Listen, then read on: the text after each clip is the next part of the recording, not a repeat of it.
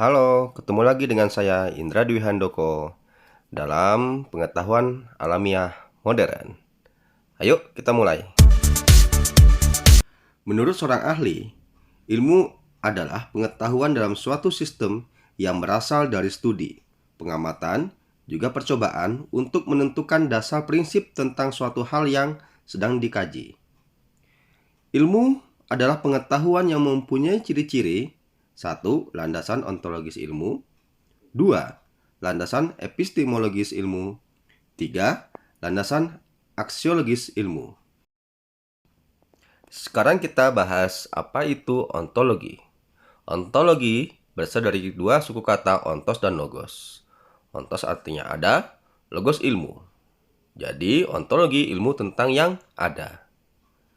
Menurut seorang ahli, ontologi adalah ilmu yang membahas tentang hakikat yang ada, yang merupakan ultimate reality baik yang berbentuk jasmani, konkret maupun rohani atau abstrak. Bagaimana kita mengetahui jika ilmu tersebut sudah ada ontologisnya? Maka, mari kita ajukan pertanyaan-pertanyaan ini pada ilmu tersebut. Pertama, apakah yang ingin diketahui ilmu? Kedua, apakah yang menjadi bidang telaah ilmu? Yang ketiga, apakah objek yang ditelaah menghasilkan pengetahuan tersebut? 4. Bagaimana wujud hakiki objek tersebut? 5. Bagaimana hubungan antara objek tadi dan daya tangkap manusia berpikir, merasa, dan mengindra yang menghasilkan pengetahuan?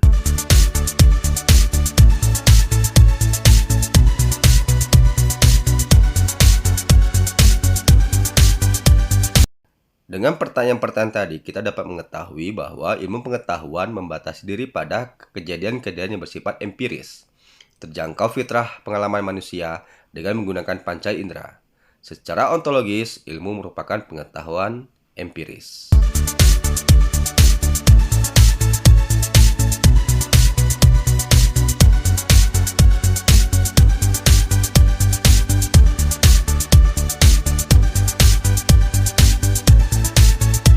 Sekarang kita membahas tentang epistemologi. Epistemologi berasal dari dua suku kata, episteme dan logos. Episteme artinya pengetahuan yang sistematik, logos ilmu. Seorang ahli mengatakan, epistemologi cabang filsafat yang berurusan dengan hakikat dan lingkungan pengetahuan, pengandaian-pengandaian, dasar-dasarnya serta pertanggungjawaban atas pertanyaan mengenai pengetahuan yang dimiliki. Ada beberapa pertanyaan yang harus kita ajukan agar kita bisa mengetahui pengetahuan itu mempunyai epistemologi. Yang pertama, proses dan prosedur apa yang memungkinkan diperolehnya pengetahuan yang berupa ilmu. Kedua, bagaimana cara, teknik, atau sarana yang membantu memperoleh ilmu tersebut. 3. Apa saja yang harus diperhatikan agar diperoleh ilmu tersebut. 4. Apa saja yang harus diperhatikan agar diperoleh pengetahuan yang benar? Dan bagaimana mengecek kebenaran dan apa kriteria kebenarannya? Jadi, dengan pertanyaan tersebut kita dapat mengetahui bagaimana epistemologi dari sebuah ilmu pengetahuan.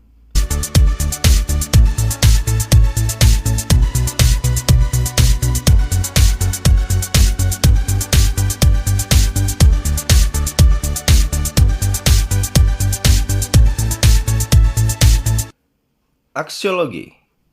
Aksiologi berasal dari dua suku kata, aksios dan logos. Aksios artinya nilai, logos ilmu. Seorang ahli mengatakan aksiologi adalah nilai-nilai sebagai tolak ukur kebenaran, etika, dan moral sebagai dasar normatif penelitian dan penggalian serta penerapan ilmu. Ada beberapa pertanyaan yang harus kita ajukan untuk kita bisa mengetahui tentang aksiologi sebuah ilmu. Pertama, penggunaan pengetahuan yang berupa ilmu tersebut untuk apa? Kedua, kaitan antara penggunaan dengan kaidah-kaidah moral. Ketiga, apakah penentuan objek yang ditelaah berdasarkan pilihan-pilihan moral? Keempat, apa hubungan antara teknik prosedur yang merupakan operasionalisasi metode ilmiah dengan norma-norma moral?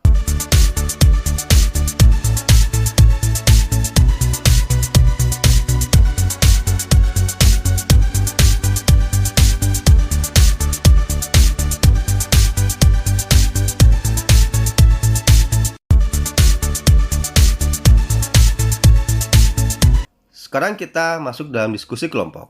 Silahkan bentuk kelompok 6-8 orang. Jawab pertanyaan-pertanyaan berikut.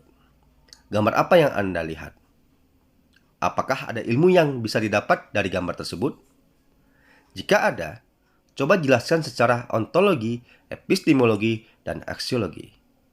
Waktu kerja kelompok 10 menit, lalu presentasikan hasil kelompok.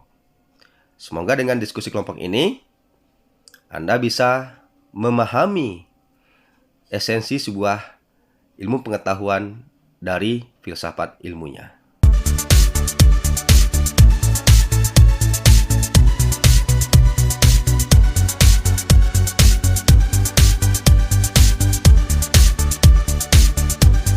Ada beberapa poin yang bisa kita simpulkan dari pembelajaran hari ini. 1. Ilmu adalah pengetahuan yang memiliki unsur ontologis, epistemologis, dan aksiologis. 2. Objek penelitian harus empiris dan dapat diukur dengan panca indera. 3. Pencarian ilmu harus menggunakan metode yang terukur dan sistematis. 4. Ilmu harus bermanfaat untuk keberlangsungan hidup umat manusia. Oke, itu yang dapat kita simpulkan dari pembelajaran kita hari ini. Semoga dapat bermanfaat untuk kita semua.